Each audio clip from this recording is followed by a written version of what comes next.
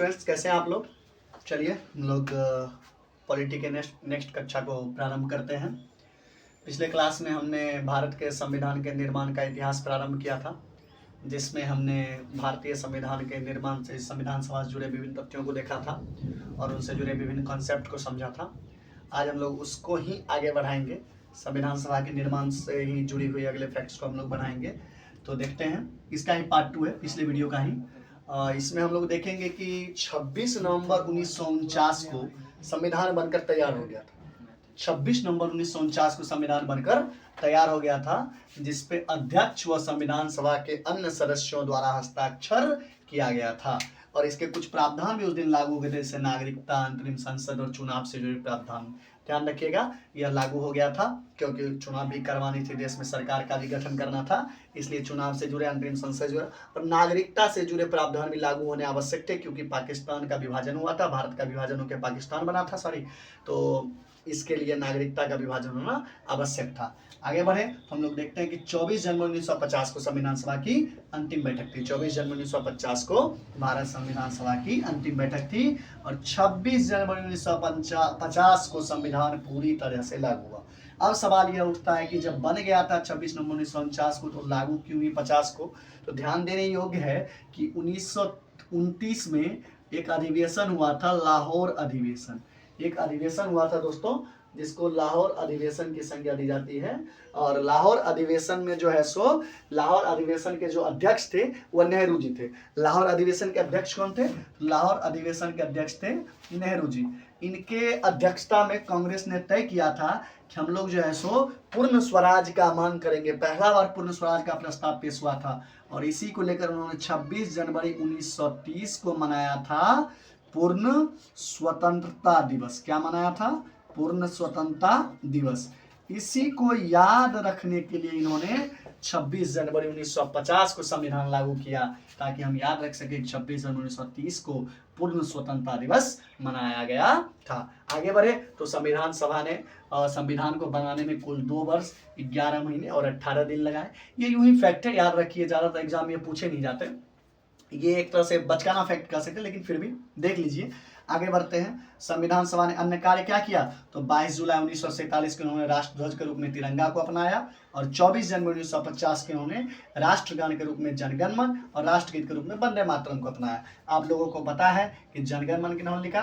जनगण मन लिखा महर्षि रविंद्रनाथ टैगोर ने। किन्होंने लिखा? महर्षि रविंद्रनाथ टैगोर ने। और वंदे मातरम किन्होंने लिखा? वंदे मातरम लिखा है बंकिम चंद्र चटर्जी ने। किन्होंने लिखा है? बंकिम चंद्र चटर्जी ने। आगे बढ़े तो संविधान सभा ने कार्य करने के 2 तरीके अपनाए। हम लोगों ने पिछले वीडियो में भी डिस्कस किया था। एक तरीका था सर्वसम्मति से निर्णय, यानी डिसीजन बाय कंसेंसस, और एक था समायोजन का सिद्धांत, प्रिंसिपल ऑफ एकमेंडेशन।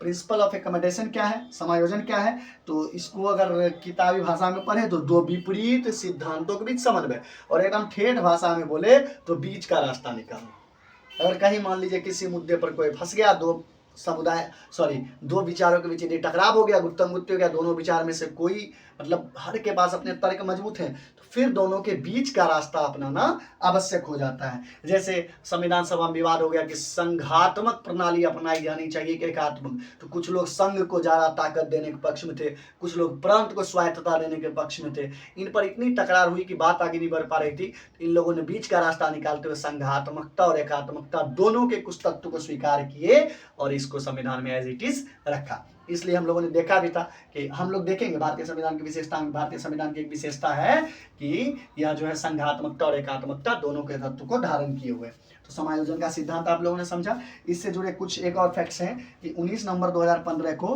भारत सरकार ने घोषणा की कि 26 नवंबर को, जिस दिन संविधान बन के तैयार हो गई थी, उस दिन को हम संविधान दिवस के रूप में मनाएंगे। और पहले भी 26 नवंबर विधि दिवस के रूप में मनाया जाता था, लेकिन अब क्या कर दिया गया? अब इसको मनाया जाएगा संविधान दिवस के रूप में। आगे बढ़े, भारतीय संविधान की विशेषता क्या है? तो भारतीय संविधान की विशेषता है यह निर्मित, लिखित और विशाल संविधान है। निर्मित है, आपको पता ही है, संविधान सभा का निर्माण हुआ था कैबिनेट मिशन के तहत, और इस निर्मित संविधान सभा ने एक विशेष समय में संविधान का निर्माण किया। और लिखित है क्योंकि एक नियोजित व्यवस्था के तहत एक लिखित दस्तावेज तैयार किया गया।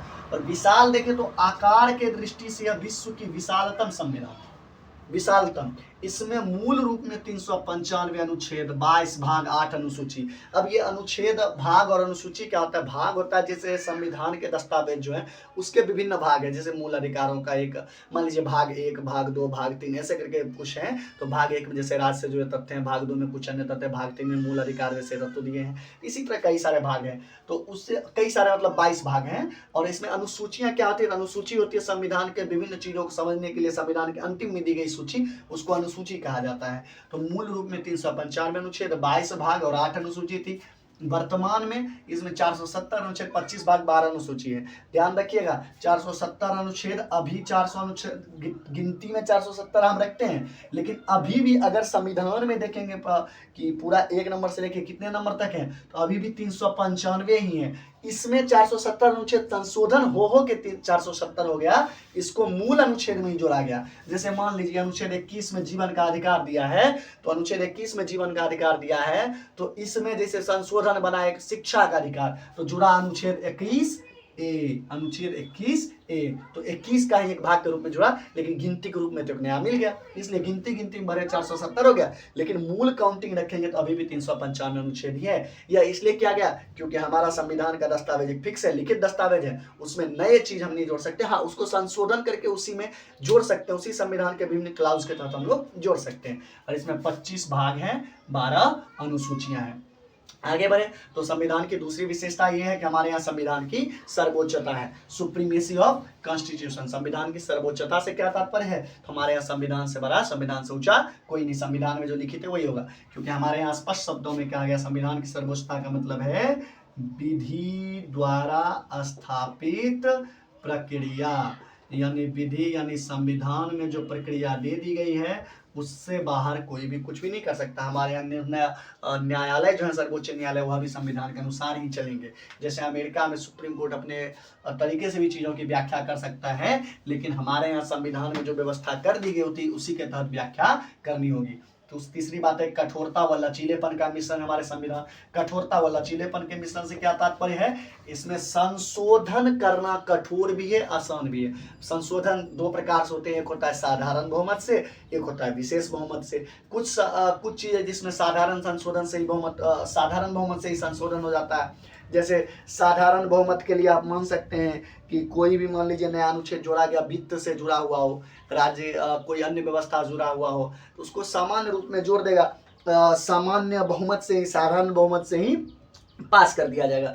विशेष बहुमत भी दो प्रकार के होते हैं, एक होता है संसद का 2/3 लोग मत करे, या फिर दूसरा प्रकार होता है संसद में जितने लोग उपस्थित है उतने उपस्थित में मतदान करने वाले लोग के 2/3 लोग उसके पक्ष में करे, उस बहुमत से पारित होगा, तब जाके वह लागू होगा। जैसे न्यायाधीश को हटाना हो, मान लीजिए कुछ राष्ट्रपति को हटाना हो, ये सारी चीज़ों में। तो कठोरता भी और लचीलापन भी, दोनों का मिश्रण है। संघात्मकता और एकात्मकता का मिश्रण हमने देखा ही कि भारत में क्या है, संघात्मकता भी एकात्मकता भी। संघात्मकता कैसे? तो यहाँ प्रांत को भी स्वायत्तता प्राप्त है, केंद्र को भी केंद्र भी कानून बनाते हैं। 3 प्रकार की सूची है, राज्य सूची, केंद्र सूची, संवर्ती सूची। केंद्र सूची में केंद्र कानून बनाएगी, राज्य सूची में राज्य कानून बनाएगी, और संवर्ती सूची में केंद्र और राज्य दोनों। लेकिन ध्यान रखने योग्य यह है कि एकात्मकता का मिश्रण है। संवर्ती सूची में यदि केंद्र कानून बनाए, राज्य कानून बनाए, तो केंद्र के कानून की सुप्रीमेसी होगी, केंद्र के कानून को सर्वोच्च वरीयता दी जाएगी। और उसके बाद एकात्मकता के और प्रावधान आपको देखने हो तो आपातकाल जैसे प्रावधान, आपातकाल जैसे प्रावधान जिसमें राज्य के शासन व्यवस्था को केंद्र अपने हाथ में ले सकती है राष्ट्रपति के नेतृत्व में। तो संघात्मकता और एकात्मकता के हमारे यहाँ मिश्रण है। 5वीं विशेषता क्या है? तो संसदीय व्यवस्था हमारे यहाँ चुनाव संसदीय प्रणाली के तहत होती है। और क्या हमारे यहाँ स्वतंत्र न्यायपालिका है, लोकतांत्रिक गणराज्य, लोकतंत्र है ही, साथ साथ राष्ट्र के प्रमुख यानी राष्ट्रपति भी क्या है, लोकतांत्रिक तरीके से ही चुने जाते हैं, तो लोकतांत्रिक गणराज्य है। एकल नागरिकता का प्रावधान हमारे यहाँ संघात्मकता के विपरीत। संघात्मक जिसकी मूल शासन प्रणाली संघात्मक है, वहां पर नागरिकता के 2 प्रकार है, एक कंट्री, एक सेंट्रल कंट्री का, एक स्टेट्स का। तो हमारे यहाँ नागरिकता एक ही है, हम लोग सिटीजनशिप में सिर्फ इंडियनशिप डाल सकते हैं। और ये इसलिए किया गया ताकि भारत में एकता बनी रहे, भारत के लोग आपस में जुड़े रहे। इतने विविध संस्कृति वाले, विविध समुदाय वाले देश में किसी भी चीज को थोपना कभी भी मतलब कि उस समय जो स्थिति थी देश की, उस समय जरा सी भी कोताही बरतना सरकार के द्वारा देश के लिए घातक सिद्ध हो सकता था, इसलिए ऐसे प्रावधान किए गए। हालांकि ये अच्छी भी है, एकल नागरिकता। मैं इस पे कोई अपनी राय नहीं दे रहा हूँ, बल्कि हम बता रहे हैं कि संविधान की विशेषता के तहत एक विशेषता यह भी है कि हमारे यहाँ एकल नागरिकता है। मूल अधिकार हमारे संविधान की सबसे महत्वपूर्ण विशेषता, ध्यान रखिए, क्योंकि हमारा देश जब आजाद हुआ था तो हमारे नागरिक उतने शिक्षित नहीं थे। 90% प्लस नागरिक कहा जाता है अशिक्षित थे, यानी निरक्षर थे।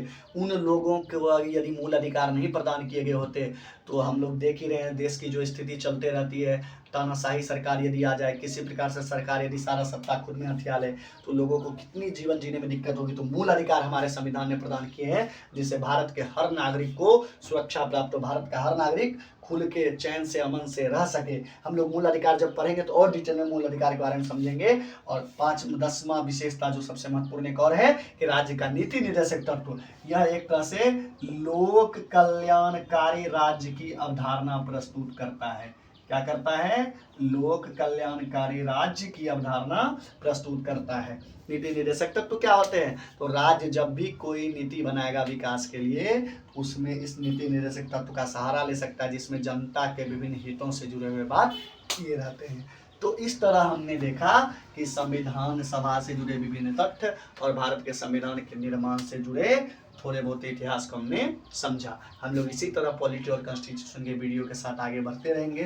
तब तक आप लोग इतने वीडियो को देखिए और अपने एग्जाम की तैयारी मन लगा के करते रहिए। आने वाले समय में बिहार दरोगा, बिहार पुलिस जैसे कई परीक्षाएं आने वाली है, जिसमें ये सारी चीज़ आपकी काफ़ी सहायता करेगी।